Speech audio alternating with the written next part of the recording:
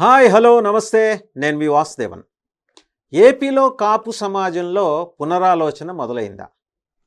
22% అధికారికంగా, 27% అనధికారికంగా ఉన్న కాపు సమాజం ఒక నిర్దిష్టమైన నిశ్చితమైన నిర్ణయం తీసుకోలేకపోతుందా? ఎన్నికల్లో ఎటువైపు మళ్ళాలి వెళ్ళాలి అనే అంశం మీద.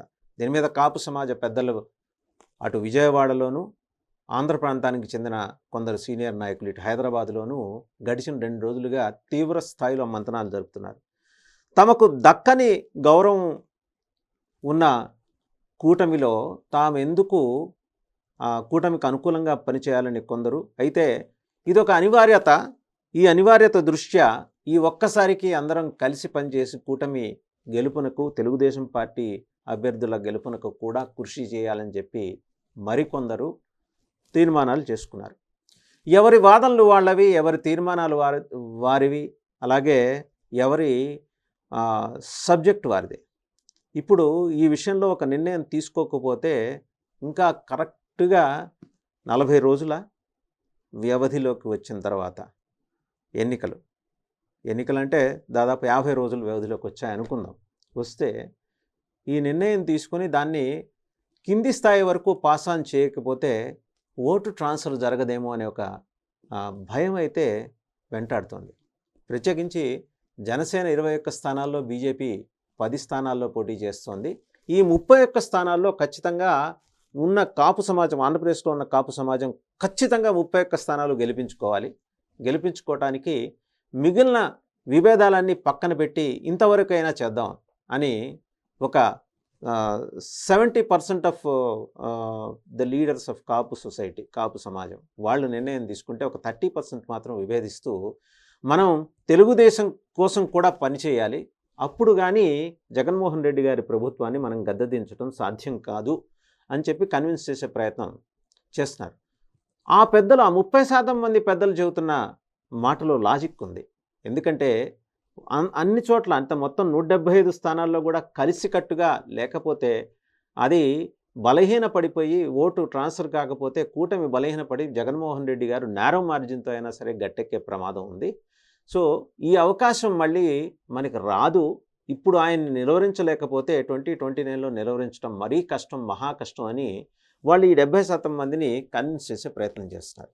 అయితే ఈ 70% మందికి ఉన్న కన్సర్న్ ఏంటంటే, ఓకే మీరు చెప్పినట్టే చేస్తాం, అన్ని చోట్ల కూడా మనం ఖచ్చితంగా ఒక్క ఓటు కూడా మిస్ కాకుండా, లేదా ఈ ట్రాన్స్మిషన్ లాస్ ఉంటుంది, అలాగే ఓటేసే దగ్గర కంగారులు, ఆందోళనలు, భయాలు, రకరకాల లోకల్ ఫ్యాక్టర్స్ ఇవన్నీ ఉండి ఒక 2 లేదా 3% ఓటు తప్పినా కాంక్రీట్గా 24% ఓటు, 24-25% ఓటు కాపు ఓటు కనుక కూటమికి పడితే ఖచ్చితంగా గవర్నమెంట్ ఫామ్ అవుతుంది, అందులో సందేహం ఏం లేదు కూటమి.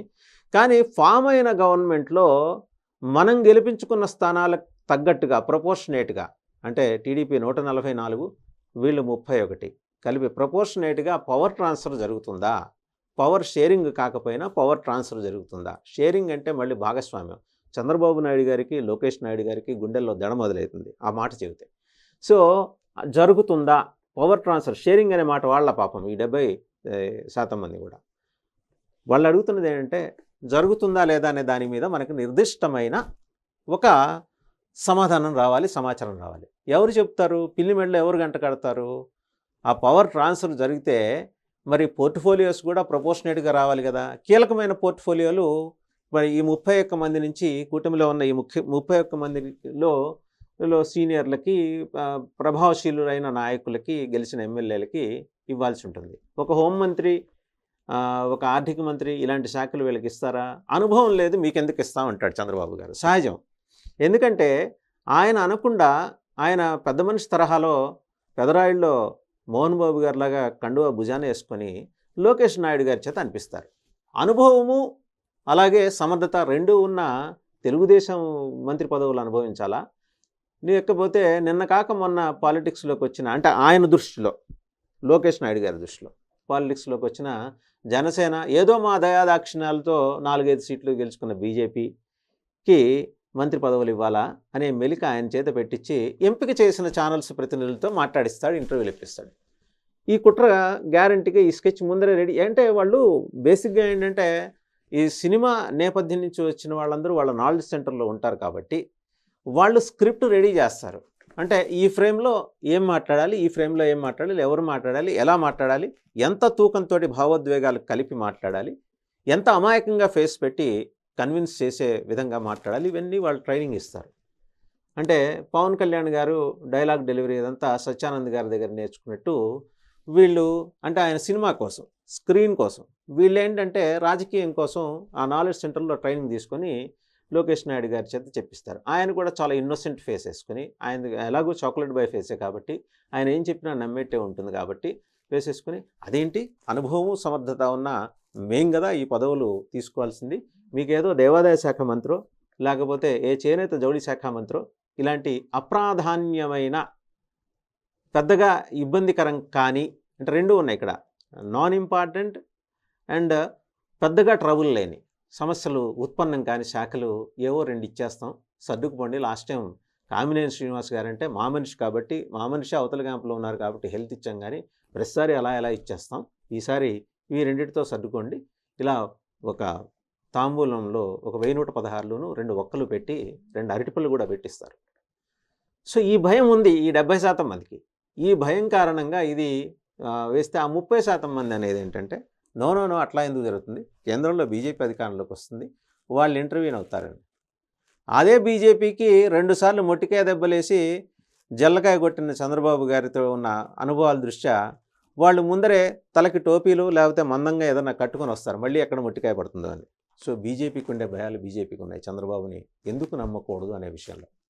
ఎందుకు నమ్మొచ్చు అని వీళ్ళు చెప్తున్నారు 70%. ఈసారి ఆయన అలా చేయరు, ఆయన మారారని. చంద్రబాబు గారు చాలాసార్లు మారిన ప్రతిసారి ఆయన యూటర్న్ తీసుకుంటాడు, ఆయనకేం తోచకపోయినా యూటర్న్ తీసుకుంటాడు. సో ఈ అనుభవాలు బీజేపీకి నితీష్ కుమార్తో ఉండేవి. నితీష్ కుమార్ మొన్న శరణుజొచ్చి దండం పెట్టి, అయ్యా ఇక మీదట నేను బీజేపీ కూటమిని విడిచిపెట్టి వెళ్ళను అని చెప్పి. నితీష్ కుమార్ ఒకవేళ అలాంటి యూటర్న్లు తీసుకున్న రాష్ట్ర ప్రయోజనాల కోసం, కుటుంబ ప్రయోజనాల కోసం ఆయన తీసుకోవాలా. ఎందుకంటే నిక్కచ్చి పరిపాలన అందించి సాధ్యమైనంత వరకు అవినీతి రహిత పరిపాలన ఆయన ఇవ్వగలుగుతున్నారు బీహార్లో. బీహార్ ఒకప్పుడు 40 ఏళ్ళ నాటి బీహార్ కాదు.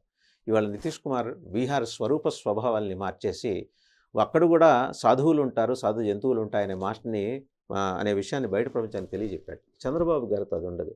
ఒకవేళ వీళ్లతో నిమిత్తం లేకుండా ఒక 120 సీట్ల పైన చంద్రబాబు తెచ్చుకుంటే ఈ 31 మందికి 31 మంది గెలిచిన వీళ్ళని తూనాబొడ్డు అని చెప్పి పక్కన పడేసే కార్యక్రమం కూడా జరుగుతుంది. సో ఈ 70:30గా విడిపోయిన కాపు సమాజం ఒక వివేకవంతమైన వివేచనతో కూడిన నిర్ణయం తీసుకోవాలని చెప్పేసి అందరూ కోరుకుంటున్నారు. చూద్దాం ఏం జరుగుతుందో.